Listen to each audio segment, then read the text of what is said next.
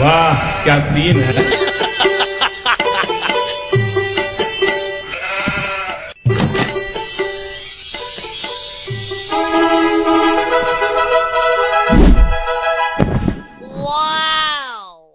সেনাপতি গুদন আদেশ করুন মহারাজ। আপনি গুদন আপনার ছোট ভাই মদন তাহাকে বাল্য বিবাহ করিয়ে আমার রাজ্যের মানুষকে দিয়ে খাওয়াচ্ছেন আমাকে। সুদন তাকে মাফ করবেন, যা হবে না। খামোশ সেনাপতি গুদন, আপনি জানেন না আমার রাজ্যে বাল্য বিবাহ নিষেধ? নিষেধ জেনেও আপনি আপনার ছোট ভাইকে বাল্য বিবাহ করিয়েছেন। বন্দি করো সেনাপতি এই মূর্খ গুদনকে।